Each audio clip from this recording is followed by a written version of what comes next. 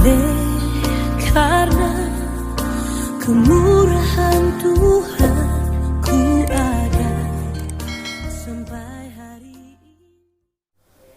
Dalam nama Bapa dan Putra dan Roh Kudus. Amin. Shalom Aleihim. Berjumpa lagi dengan saya pada perenungan hari ini, tanggal 2 November 2020. Kebangkitan dan hidup kekal. Dan pada hari ini, Gereja Katolik merayakan hari pengenangan arwah semua orang beriman. Bacaan-bacaan liturgi hari ini, bacaan pertama dari kitab 2 Makabe 12 ayat 43 sampai dengan 46. Bacaan kedua 1 Korintus 15 ayat 12 sampai 34 dan Injil Yohanes 6 ayat 37 sampai dengan 40. Saudara-saudaraku yang terkasih di dalam kasih Kristus, setiap dari kita pasti memiliki kenangan yang tak dapat terlupakan bagi saudara, sanak famili, kerabat, atau orang tua kita yang telah meninggal. Dan secara tak sadar pula, kita berpikir bagaimana mereka di alam sana. Bahagiakah mereka di sana? Atau sebaliknya mereka mengalami penderitaan?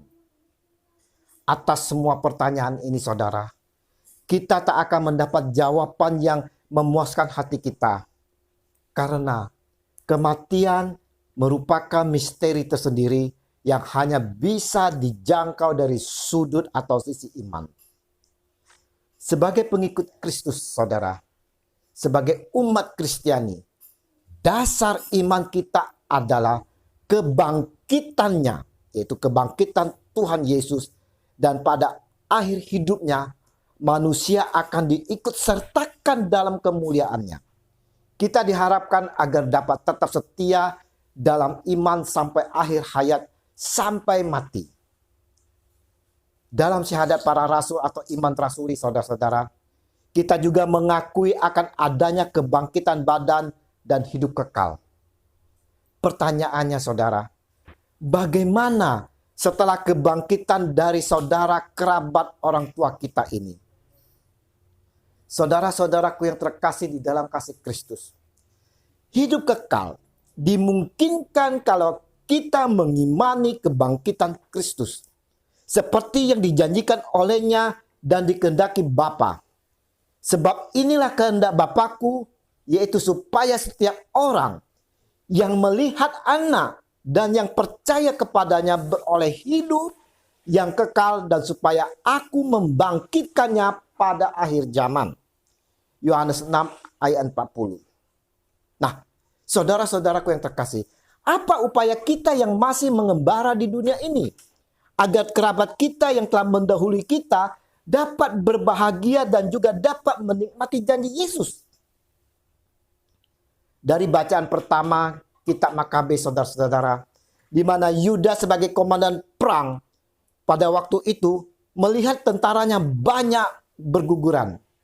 Kemudian dikumpulkannya uang di tengah-tengah pasukan, lebih kurang 2.000 dirham perak, dikirimkannya ke Yerusalem untuk mempersembahkan korban penghapusan dosa. Ini sungguh suatu perbuatan yang sangat baik dan tepat, oleh karena Yudas memikirkan kebangkitan. 2 Makabe 12 ayat 43. Dan saudara-saudara, ditulis juga, sebab jika tidak menaruh harapan bahwa orang-orang yang gugur itu akan bangkit, niscaya percuma dan hampalah mendoakan orang-orang mati. 2 Makabe 12 ayat 44. Ini semua saudara-saudara dilakukan atas kasih kepada mereka yang meninggal, yang mungkin tidak kita ketahui persis keadaannya. Juga ini semua didasari iman akan kebangkitan Tuhan Yesus. Berdasarkan ini pula saudara-saudara, Gereja Katolik menandai hari ini sebagai hari untuk mendoakan arwah semua orang beriman.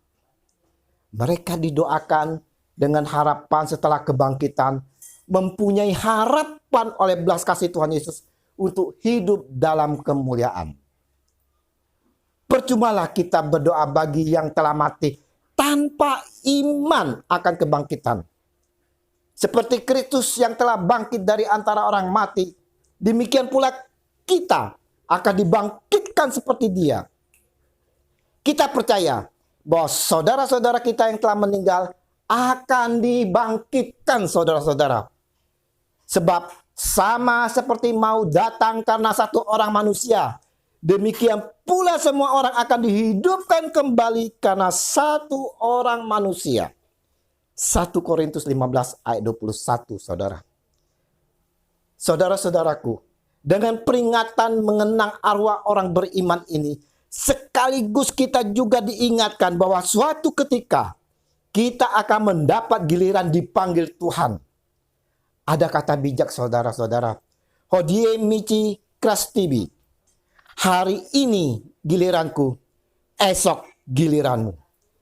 Berarti saudara-saudara, kita diminta untuk waspada, bersiap-siap, berjaga-jaga. Karena kita tidak tahu persis kapan waktunya, kapan harinya, saudara-saudara. Kepercayaan akan hidup kekal inilah yang memberikan harapan bagi kita semua, bagi setiap orang beriman. Sebagai orang beriman, hidup tidak berakhir pada kematian, saudara-saudara, melainkan dilanjutkan dengan hidup kekal di sorga. Amin, saudara-saudara. Melalui renungan hari ini, saudara, kita semua diajak untuk merenungkan, sudah layakkah kita disebut orang beriman? Sebesar apa iman kita kepada Yesus, Guru, Pemimpin, dan Tuhan kita? Tuhan Yesus, Engkau telah meneguhkan iman kami akan kebangkitan Engkau. Semoga saudara, kerabat, orang tua kita yang telah mendahului kita juga akan mengalami kebangkitan dan diberi kebahagiaan kekal bersama Engkau di sorga. Doa ini kami panjatkan hanya di dalam nama Engkau, Tuhan kami Yesus Kristus yang hidup bersama Roh Kudus, kini dan sepanjang segala abad. Amin. Dalam nama Bapa dan Putra dan Roh Kudus. Amin. Shalom.